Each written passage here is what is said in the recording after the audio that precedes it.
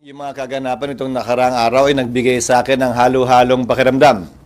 Halong lungkot, inis, pagkadismaya, galit, pagkalito, at nagbunga din ng maraming mga katanungan na sinikap kong sagutin sa pamamagitan ng pagsisiyasat at gayon din pagbabasa.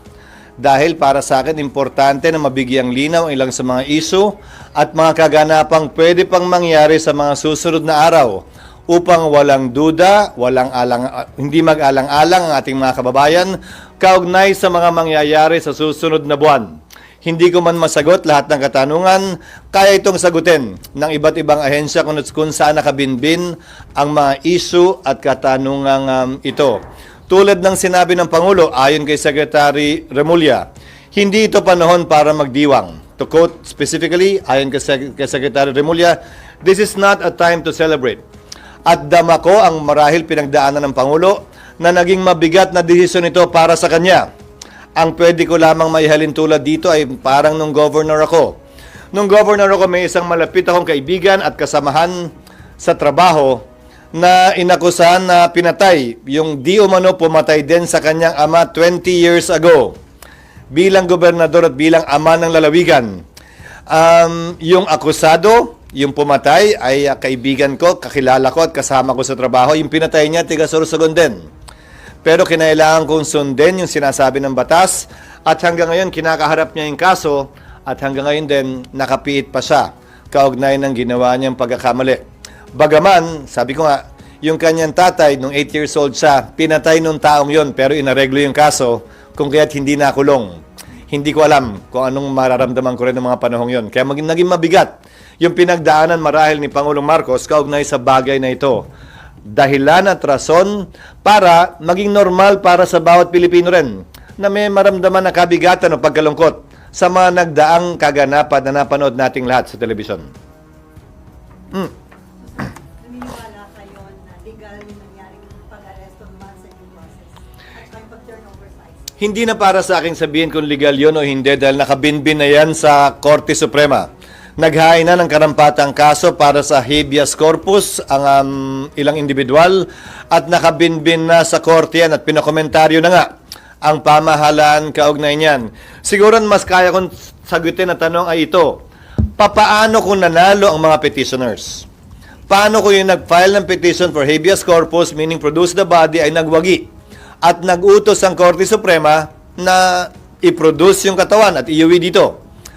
Anumang desisyon ng Korte Suprema, hindi binding sa ICC. Dahil wala namang jurisdiction ng ICC doon. Pero binding ang anumang magiging desisyon ng Korte Suprema, kunwari lang, sa mga opisyal ng pamahalaan. So kung mangyayari yon, ang gagawin ng Korte, pag-uutos sa pamahalaan, na gumawa ng mga hakbang para may sakatuparan yon. Sa pamamagitan ng pag-intervene halimbawa sa ICC, pero sa dulo, desisyon pa rin ng ICC yon dahil anumang desisyon ng Korte Suprema, binding lamang sa mga opisyal ng pamahalaan at mga Pilipino at sa Pilipinas kung saan siya may jurisdiction. So sir, ano yun? Mas malaking problema ba yun kapag naglabas ng ganong decision ng SC? Hindi sa problema. Yan ay magiging kautusan ng Korte Suprema na part of the law of the land. Sa gusto man o ayaw, sang-ayon man o hindi ang pamahalaan, ay dapat nilang sundin. Sir, about Senator Bato de la Rosa, nagkausap na po ba kayong dalawa? Nagkausap kami. Humihingi siya ng anong favor or tulong ang hinihingi niya sa inyo? Ang kinuwento ko sa kanya at sinabi ko sa kanya, ang siyang sasabihin ko rin ngayon. Meron kaming summary ng mga kaganapan dito sa Senado noong mga nagdaang panahon na may mga akusadong senador o senador na inakusa ng iba't ibang krimen. Kung maalala nyo, kaugnay ng rebellion complex with murder ng laban kay dating Senador JPE, Senator Enrile.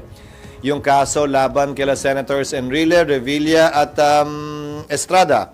Yung kaso laban kay Senator Lacson. Yung kaso laban kay Senator De Lima. Yung kaso laban kay Senator Trillanes.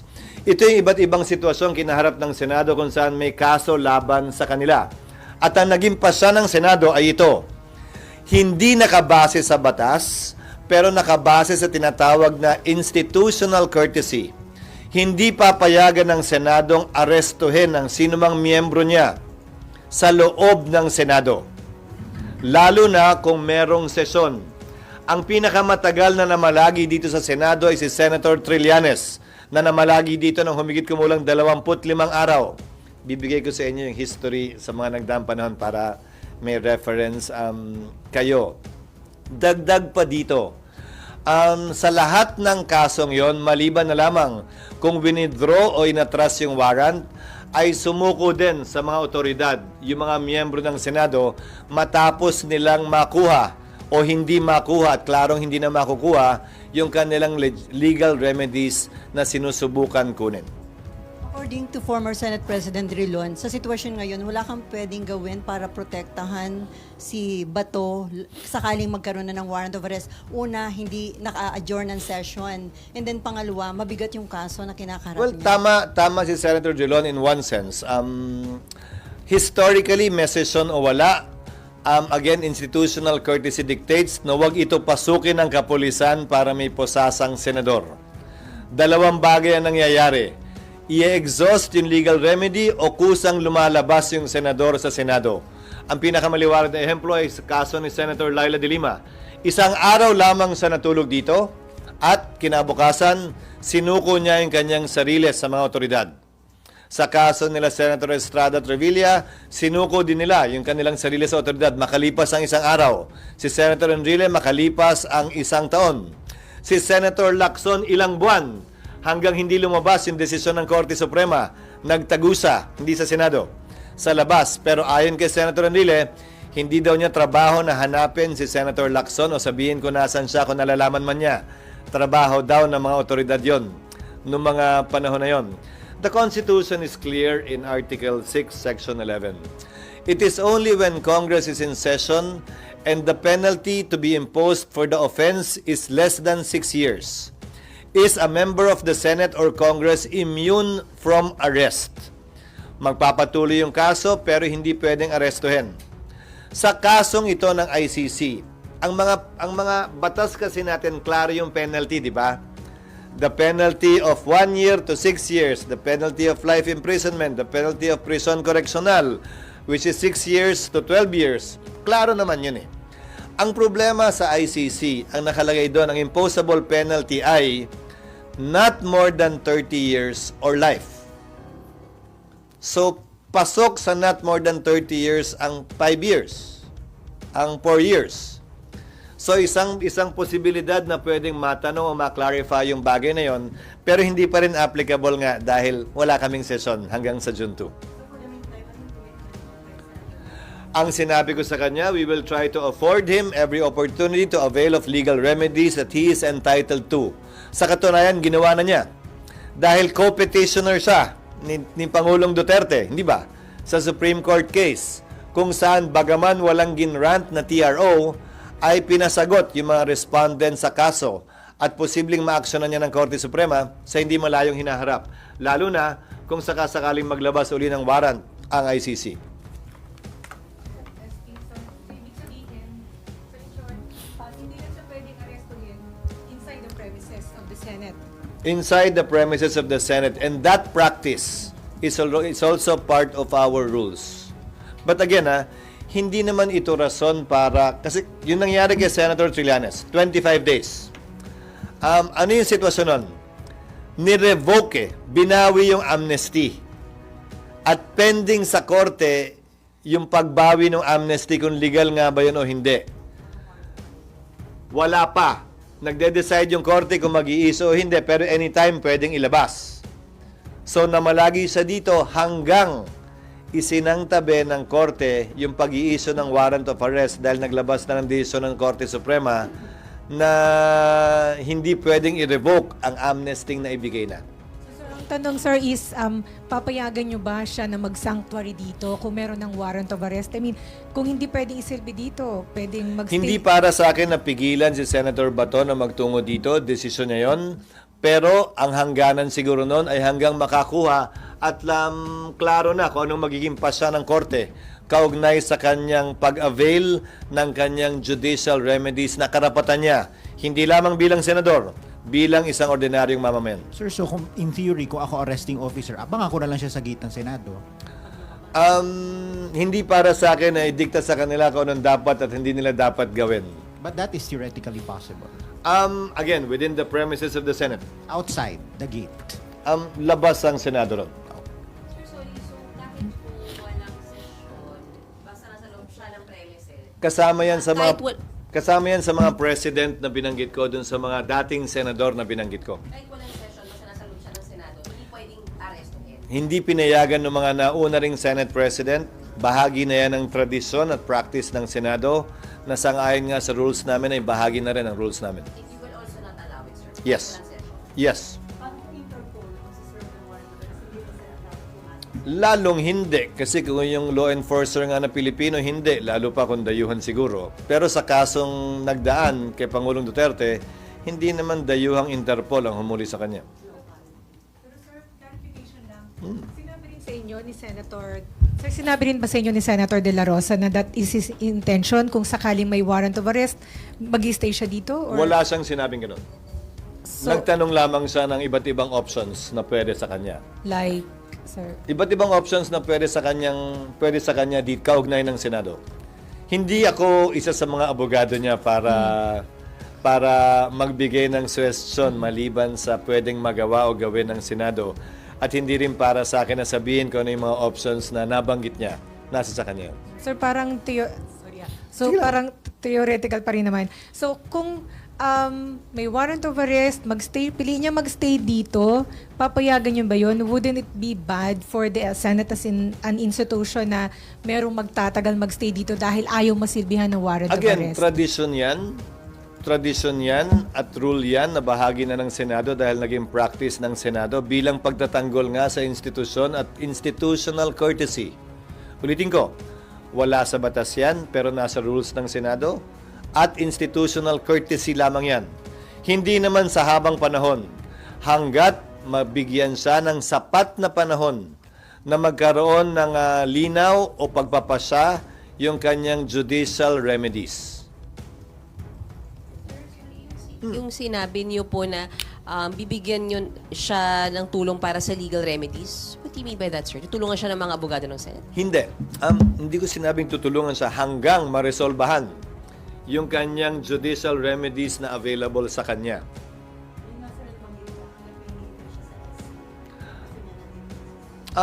Pwede naman yon, pero hindi na nag-issue ng TRO ang Korte Suprema eh. Yun sana yung pwedeng sandalan nun. Pero baka premature din kasi wala naman siyang warrant of arrest. So pwede siyang mag-reconsider at humiling ng pag-i-issue pa ng TRO kapag ka nag-apply na sa kanya. Meron na po nag-coordinate from ICC para humingi ng documents ng Senate Wala. for hearings. Wala sa aking tanggapan at wala pa rin sa Secretary General na sinasabi sa akin. Naaasahan ko namang sigurong sasabihin agad sa akin pag may ganun. Sir, dahil matindi na daw yung divisiveness na naidudulot nito sa bansa. Sabi ni Senator Amy, mahalaga na ma-establish kung dumaan sa due process, kaya meron siyang hearing on Thursday. Sa tingin niyo, makatutulong yun yung, para ma-address yung concern ng marami at yung tanong ng marami na dumaan ba sa due process? Pero, kung ang concern ni Senator Amy ay grabe na yung divisiveness o pagkakawatak-watak natin, de sana ang maging dulo ng kanyang pagdinig ay maghilom tayo at magkaroon ng pagkakaisang muli at hindi lalo pang dagdagan yung divisiveness o pagkakaaway-away natin. Kung yun ang pakay niya, sang-ayon ako sa pakay na yon. Para mabigyang linaw, tulad ng mga binanggit ko ngayon, para mabigyang linaw ilang katanungan na meron ang ilan sa ating mga kababayan at mga alinlangan na meron sila marahil kaugnay nito, o mga pangamba na meron sila kaugnay nito. Sana hindi makadagdag yung pagdinig na niya kaugnay sa lalong paglalim pa ng sugat at hidwaan sa pagitan ng ating mga kababayan. It's not for me to support or not. I support every undertaking of every senator, and dependency of a case should not prevent that. Klaro sa mga naging desisyon ng Korte Suprema na ang pagkakaroon ng kaso sa Korte base sa Sabio at Chartered Bank case ng Korte Suprema ay hindi pwedeng maging hadlang para magsagawa ng hearing ang Kongreso dahil magkaiba ang pakay nun. At hindi naman pwede, porkit may mag-file ng kaso, hindi na pwedeng tingnan o imbestigahan ng Senado. So sinusuportahan ko ang kapangyarihan ng Senado na magsagawa ng pagdinig bagaman may kasong pending sa korte ngayon. Sir, ano yun? Moto proprio, di ba? Moto proprio yun. Walang rest regarding that. Wala pa dahil hindi pa namin naamyendahan yung rule na nililiwanag or pinagbabawal yan. So sa ngayon, ang rules ng Senado, pwedeng mag-conduct motu proprio ng hearing ang kahit na anong komite. Noon, dun sa mga nauna rito, tulad ni Selly, Blue Ribbon Committee lang ang pwede. Inamyendahan yung rule para payagan lahat ng komite. Nagkaroon ng issue, kung maalala nyo, ilang buwan na nakalilipas at kinonsidera naming limitahan ulit, isara yung gripo, ika nga. But we did not get to amending that rule. So the rule still stands up to today na lahat ng komite kapag ka-recess ay pwedeng mag-conduct ng hearing motu proprio. At hindi pwedeng pigilan, hindi ko pwedeng pigilan o mapigilan. Sir, so far madami na daw protest action in support of Duterte. Do you think it would affect yung economy, and ano yung your take on that? Palaging may epekto anumang ingay sa politika sa mga negosyante. Magpepreno ng konti, magpipigil-pigil ng konti, pero sana habang naiibsan ito, habang humuhupa ito, habang lumilinaw kung anong mangyayari sa mga susunod na araw, buwan at linggo, huhupa din yung pangamba ng mga negosyante at manunumbalik yung kanilang pamumuhunan sa ating ekonomiya na lubusan nating kailangan sa panahon ito. And on Senator Robin, nandun pa din siya sa dahig. Sabi, di ba, hindi niya kailangan kumuha ng travel authority since personal naman yon. Hanggang break, pwede siya doon? Karapatan niya yun. Napagpasahan na yan sa kaso ni Marcos versus Manglapos ng Bahagya na nireiterate yung right to travel at ang limitasyon lamang ay specified.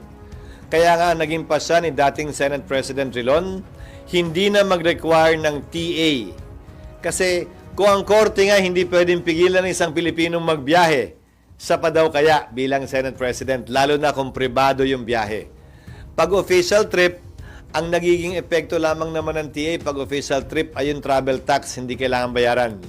Pero maliban doon, wala namang epekto yung TA talaga. Sir, hindi ba Pag-authorize din na gamitin yung diplomatic passport niya, yun ang epekto ng pagkakaroon ng TA. So malamang ang ginamit ni Senator Padilla ay yung kanyang private passport. Sir, hindi ba pagka may TA ka o pag wala kang TA, pwede kang harangin ng immigration? Oo, kung requirement yon ng batas na dapat may TA ka.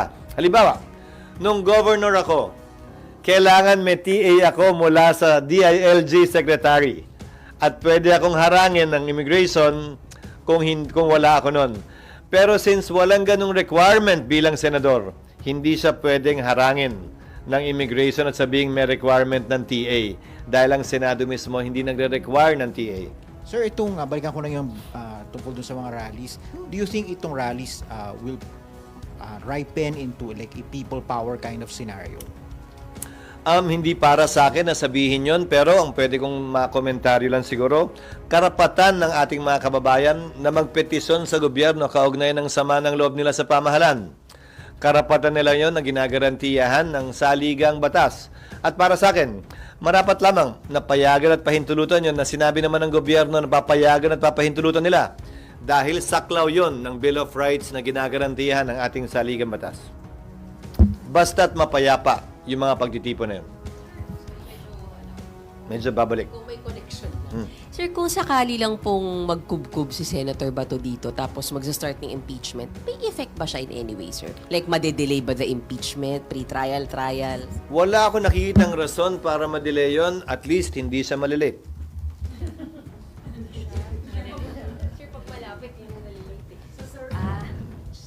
So walang epekto sa preparations para sa impeachment itong arrest kay Congress? Wala ako nakikitang posibleng epekto nito.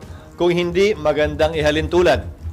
Sa dami na nagmamadali, sa dami na nangungulit at nanguurat, kaugnay dito, kung isipin ninyo, yung pagdinig kay dating Pangulong Duterte, sinet ng September 23.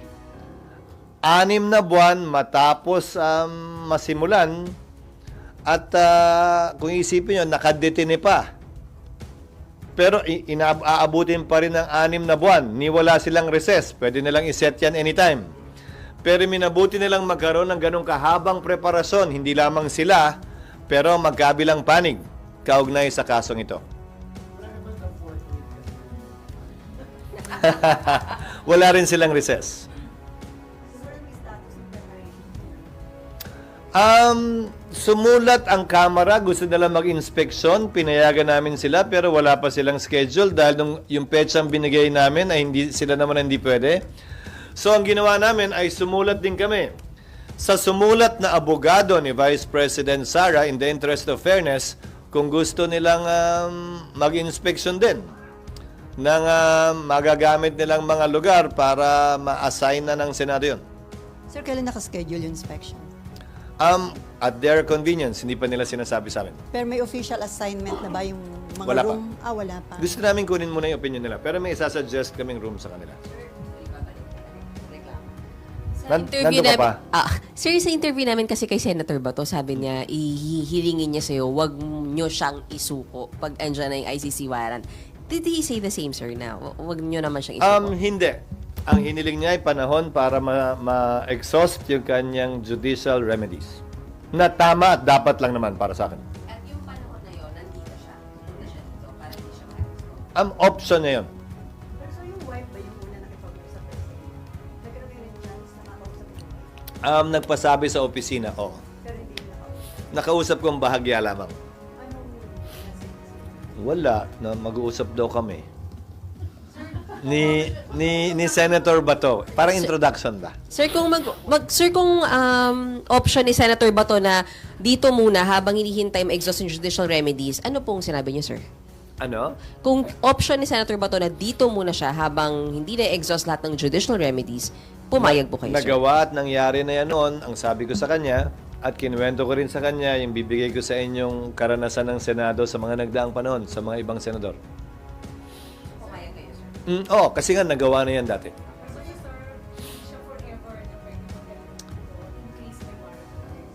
Hindi naman. Hanggat matapos yung judicial remedies niya, hanggang ma-resolbahan yun. Again, I'll give you the precedents. Merong 1 araw, merong 5 araw, may 3 araw. Ang pinakamatagal ay 25 days. At wala namang time limit na inimpose ang sino mang Senate President ng mga panahong yon sa incumbent senators na humarap sa parehong sitwasyon. And nag-promise po ba siya, sir, na pag natapos niya yung judicial remedy, susuko po siya? Siguro on his oath as a senator, that's enough. Hindi niya kailangan mag-promise sa akin. But on his oath as a senator, I think we should expect that of him. So, sir, susuko siya para makasama niya daw si dating Pangulong Duterte. Nasa sa kanya yan. Hindi para sa akin na timbangin yung kanyang mga sagot sa iba't ibang tanong na pinupukol sa kanya. and sir, factor pa kung marere-elect siya. Kasi kung hindi siya marere-elect, hanggang June 30 na lang siya. At hindi na siya pwede magtago dito after June 30. Ang layo mo na. Oo. Ang layo mo na. Oo. Huwag na muna. Ano Marami na- pang mangyayari bago nun. Oo. But it's a purely hypothetical question which I don't want to engage in because that assumes as a fact something that is not yet a fact. And it's far from being a fact given the situation in the latest survey that he is quite high. Sir, yun yung sinasabi So natin. that's a shaky assumption at best if you want me an hypothetical question. So no, not yet. So sir, di ba si Bato sinasabi niya mag-exhaust siya ng ang judicial remedies? Yun po yung inireklamo ng mga supporter ni Duterte. He wasn't given the chance to exhaust yung legal remedy kasi nailipad na siya nung nagkaroon ng decision. Thank you. Yes, but a TRO was not issued. Siguro magkakaroon ng crisis in a way kapag ka na-issue yung TRO, nandito pa at hindi sinunod. Pero walang so na-file yung petition, di ba? Hindi nag-issue ng TRO. Pangalawa, ibang sitwasyon din. Again, ito ay diskusyon na lamang. Ibang sitwasyon din kung may nakabinbin na kaso dito. Yung may kaso siyang hinaharap dito sa parehong paksa, parehong krimen di umano. Tapos, binunot mo mula dito at tinapon mo sa ibang bansa para dayuhan ang duminig ng kaso. Ibang sitwasyon yon. Dahil ayon mismo kay Pangulong Duterte, wala ni isang kasong nakabinbin dito sa Pilipinas laban sa kanya. Iisang korte lamang ang kumuha ng jurisdiction sa kanya para dito sa mga di umanong krimen na ginawa niya nung Pangulo siya. ICC lamang. There is no Philippine court that is actually hearing the same case. Nung panahon niya bilang Pangulo, maunawaan ko yun. Dahil may immunity from suit siya.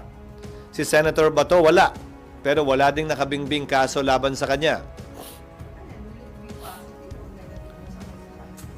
Hindi, ang sinasabi ko lang, yung sinasabing pinagkanlulo, wala naman kasing kaso dito eh. So, sino naman at ano naman ang tatakbuhan ng mga biktima dito? Nandun lang naman yung kaso, wala dito. Marahil ibang sitwasyon kapag may naghain ng kaso rito, dinidinig yung kaso dito, tapos ibabato mo doon para doon na lang magdinig. Kaya nga, di ba yung kwento ko sa inyo ng governor ako, mabigat man sa loob, kailangan niyang harapin yung kaso eh.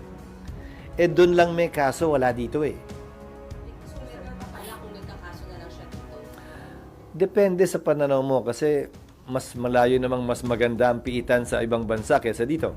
There's no indication doon. Bakit mas nagtitiwala yung mga victims na doon sa ICC at hindi sa atin mo?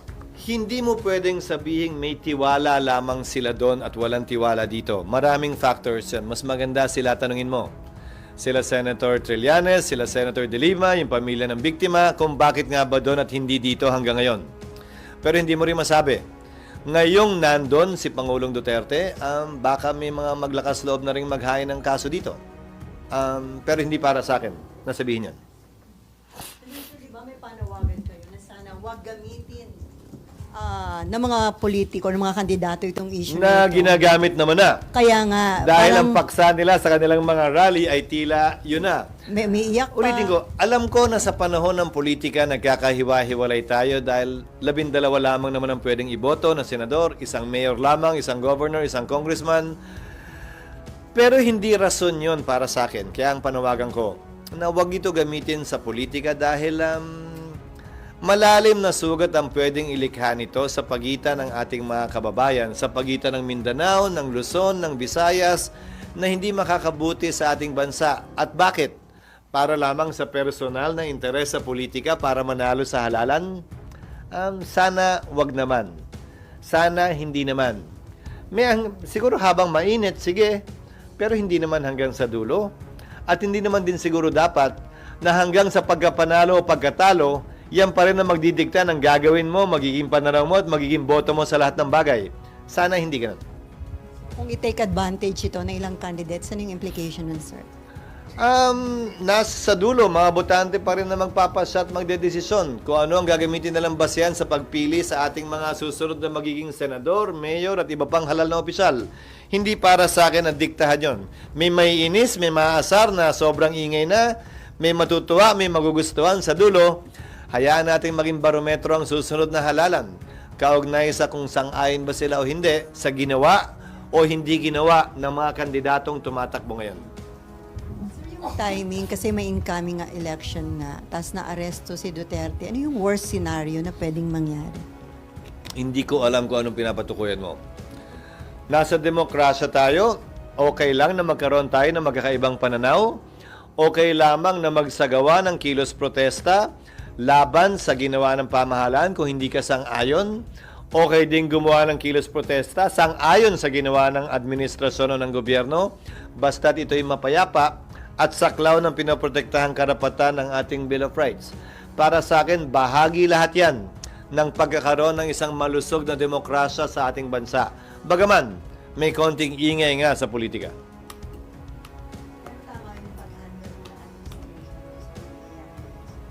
Ang unang statement ko ay klaro naman. Binati ko ang magkabilang panig. Kapulisan man o mga opisyal ng administrasyon, Pangulong Duterte, kanyang abogado at supporters, dahil naging mapayapa yung mga kaganapan ng araw na yon.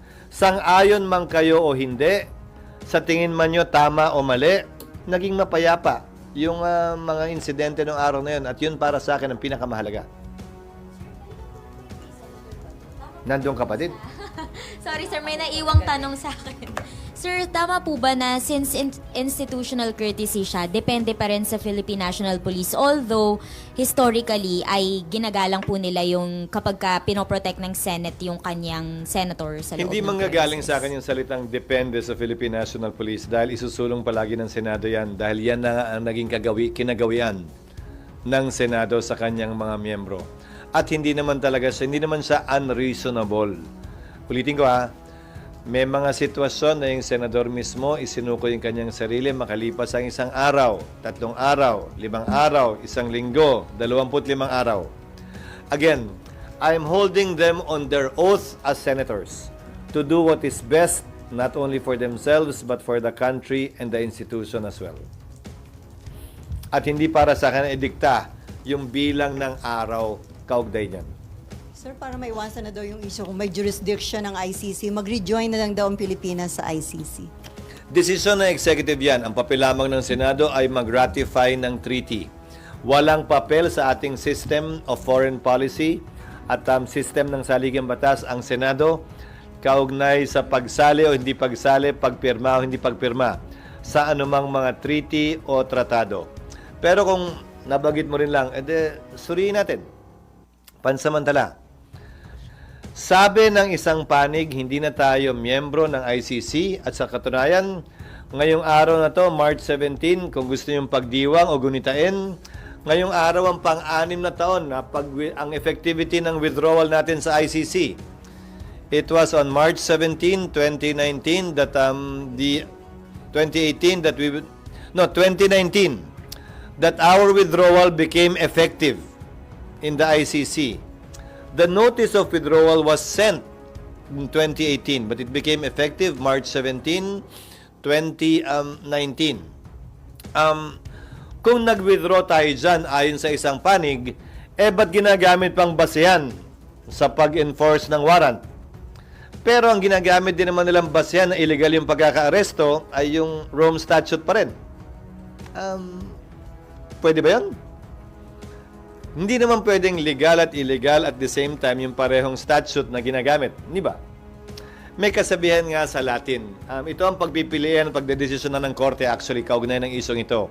Kung talagang hindi kayo sang-ayon na tama yung pagkaka-aresto. May prinsipyo sa batas sa Latin na nagsasabing male captus bene detentus. Ibig sabihin nun, maliman ng pagkakahuli, pwedeng tumuloy pa rin ang paglilitis. Yung kabaliktaran nun, meron ding prinsipyo. Male captus, male detentus. Yung maling pagkakahuli, hindi pwedeng magpatuloy ang isang paglilitis dahil dun sa maling pagkakahuli. Ang ICC, nagpasya kaugnay sa dalawang prinsipyong ito. Minsan, male detentus, minsan male captus bene detentus, pinayagan tumuloy ang paglilitis, minsan hindi. So nasa sa kanila kung anong gagamitin nila sa kasong ito.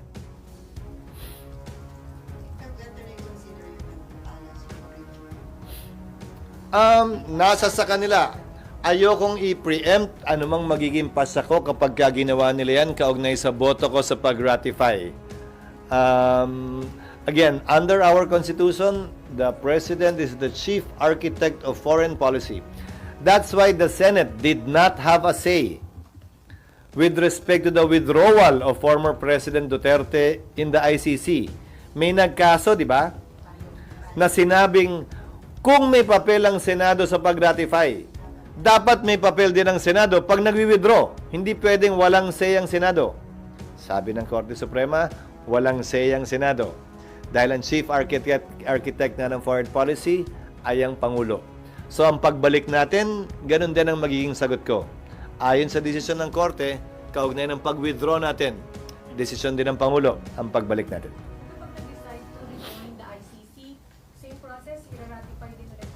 Kailangan ganun. Oo. Ganun muli. Magsisimula muli sa simula. Isusumiti sa amin, ira-ratify namin. And then, SB, hanggang sa ngayon ba walang word kung magpapatawag ang presidente ng special session para makapag-impeachment trial na kayo? Mas Para makapag-impeachment trial na kasi sir, di ba? May mga Wala. concern. Yeah. Okay. wala. Walang pasabi at hindi rin kami nagkakausap. So may concern ba kung halimbawa, yung magpatawag ng special session, mag-impeachment trial na kayo habang may situation sa ICC ang dating Pangulo, hindi ba magkukos ito ng tension or mas malaking Wala ako na magkahiwalay na insidente yan. Wala ako nakikitang ugnayan ng dalawang yon at hindi rason na maantala ano man ang dapat gawin ng Senado kaugnay sa trabaho namin dito at kung anumang nangyayari sa The Hague. I mean, sir, hindi ba magiging lalong divisive at baka magkaroon ng mas malalaking protest kung habang may ICC case, may impeachment trial? Wala sa batas na ipagpapaliban namin ang impeachment dahil may ICC. Wala sa batas na ipagpapaliban namin ang impeachment dahil may kilos protesta. Walang ganong basihan para magbago anumang ninanais o direksyon ng schedule na nais naming tahakin sa ngayon. Sir, yung just to check, hindi naman nagbago yung timetable nyo sa impeachment. June 2 pa rin, July 30 pa din. Kung ano yung nilabas yung dati, yun pa rin. Yun pa rin. At gaya ng sinabi ko, yun ay mungkahing schedule. Finurnish na namin ang magkabilang panig, ang House at ang ikalawang Pangulo at mga miyembro ng Senado. At itong lahat ng ito ay magiging pinal at mapagpapasahan pag nag-resume kami. Kung ito nga ang kakatigan ng mayoriya ng mga members ng Senado at ng impeachment court. Sir, after you gave them your letter about the proposed timetable, did any of your colleagues object or seek an earlier timetable or want an adjustment or wala. any feedback? At Wala. all? Wala. Nihan-niho, wala. Hindi naman niha-niho, wala. Ang tanong mo kung may nag-object, may nagsabing ganito. Wala. Wala nagparating ng ganong uri ng pananaw. So there was no objection, but was there any positive feedback naman? Na formal, wala. Sumulat na rin ang Kamara. In-acknowledge nila yung sulat na pinadala namin. Hindi rin sila nag-object. Sir, dun sa mga nag-feedback sa Hindi inyo, rin sila nagbigay ng reservation. sir, dun sa mga colleagues nyo nag-feedback sa inyo, whether formal or informal, ano yung feedback? Sumasang-ayon sila. Pero informal yan, hindi formal. Sir, sa group chat ba yan? Hindi naman, hindi naman. Si Senator Nelly Pimentel, Coco Pimentel, i-submit niya yung proposed impeachment.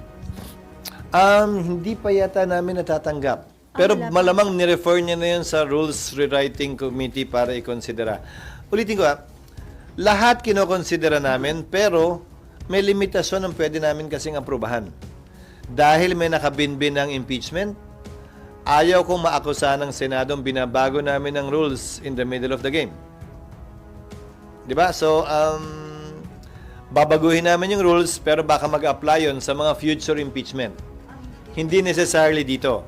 Ang pag-a-applyin lang namin dito ay yung hindi makaka-apekto either side. Hindi na lang, sir, after the impeachment trial, yung pag-amend sa rules, kung hindi naman pala mag-a-apply dito. Hindi, kasi may mga pag-update na pwedeng gawin sa ilalim ng bagong rules na hindi naman makakasakit sa magkabilang panig dahil applicable sa magkabilang panig yon. So generally, It will not favor anyone, in other words. sir, generally, ang susundin mo, yung existing. To a large extent, yes. Wala nang subcommittee na to update yung rules. Meron pa rin. Lahat yun pinag-aaralan at lahat yun ipepresenta namin pag nag-resume kami para mapagpasahan ng mayoriya. Pero yung proposal ni Senator Coco na sinabi ni Majo na pwede niyang itap si Senator Coco na mag-healing on rules, walang mangyayaring ganun. Hindi na ganun. Hindi ganun ang gagawin. At hindi pa yata nagkakausap din yung majority leader at minority leader kaugnay sa bagay na yan. At nagsalita na rin yata si Senator Tolentino na nais niyang pag-aralan din ito ng siya mismo. So parang hindi siya inclined i-delegate yung kapangyarihan yun. Dun sa timetable ng assessment ninyo dun sa impeachment trial, possible ba na ongoing pa or tapos na yung impeachment trial pagdating ng September 23 ICC hearing? Ang sinabi ko sa inyo, kung masusunod yung mga pre-trial arrangements, mas magiging mabilis yung pagdinig. And hopefully, bago kami mag-recess sa loob ng 3 buwan, ay kaya nang tapusin yung impeachment trial. So, papalo sa petsa yun. Dahil usually nag-adjourn ng Senado bago mag-October 10. So, kung September 23, yung trial, halos yung panahong yun. Pero wala namang ugnayan yun eh. Whether nagsabay, hindi nagsabay, wala namang nakasulat na batas na bawal magsabay. Hindi Yes, naman sir. ganun yun. Lalo na, kung busy halimbawa si Vice President Duterte bilang isa sa mga abogado ng kanyang ama, hindi naman nga siya required mag-attend ng impeachment trial sa Senado, maliban na lang kung i-require siya ng impeachment court dahil kailangan siyang i-identify na sa tingin ko hindi naman siguro papasok sa isong ito dahil kilala naman siya ng lahat. Oo nga, sir. I mean, wala nga kaugnayan, but pwede siyang tingnan as persecution ng mga Duterte. Hindi para sa akin na kontrolahin yung kanilang nadarama. Naunawaan ko yung kanilang nadarama bilang anak, bilang nagmamahal na kapatid o ama. Subalit wala naman sa batas din yon na kailangan isaalang-alang yon kaugnay sa mga pwede at hindi namin pwedeng gawin, sa dapat at di namin dapat gawin. Bagaman, naunawaan ko yung kanilang sitwasyon. Kaya anumang salita na dumalabas mula sa kanilang mga bibig ngayon, na may halong galit, may halong puot, naintindihan ko yun.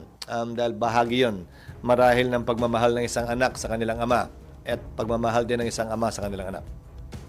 Senator? Yes, ma'am.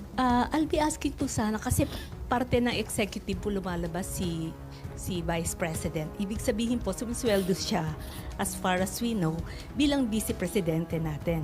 Is there any legal restriction on a sitting president participating in the legal defense of a private citizen? And could opponent file a legal challenge questioning her role in the defense team? Kasi po sumisweldo siya bilang public servant. Elected po siya as Vice President. How will this affect everything? Sa pagkakaalam ko po, ang pinagbabawal na mag-appear in any court or tribunal in the Philippines is a member of Congress. I cannot appear in any court or tribunal in the Philippines unless it is a case involving me.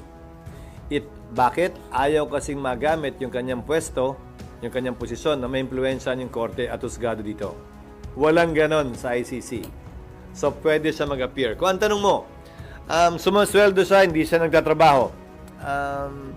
Siya ay elected official.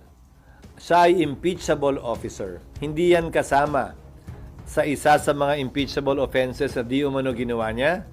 At pangalawa, maaaring gamitin niya ng ating mga kababayan sa pagpasya kung iboboto pa siyang muli o hindi sa parehong pwesto o ibang pwestong tatakbuhan niya kung siya'y tatakbo. Pero walang batas na nagbabawal na gawin niya yon sa panahong ito. Ay, asan yung papel? Pakibigay na lang. Ako lang. Kasi meron din kayong concern dun sa gumuhong tulay. Last Friday, sir, merong hearing si Senator Alan Cayetano. Hindi dumating sa Secretary Bunoan nang sabi niya magpapa-issue siya ng subpoena. Kayo lang ang pwede mag-sign ng subpoena. Have you signed any? Wala pa siyang hinihiling, wala pa ako nakukuhang request mula sa kanya. Pero kung walang rason yung hindi niya pag-attend, ay wala ring rason para hindi ko isuan ng subpoena. Lalo na kung yung kanyang hindi pagdalo ay hindi niya mapaliwanag ng tama sa komite. But we will afford Secretary Bonon every courtesy possible to a secretary before we do that.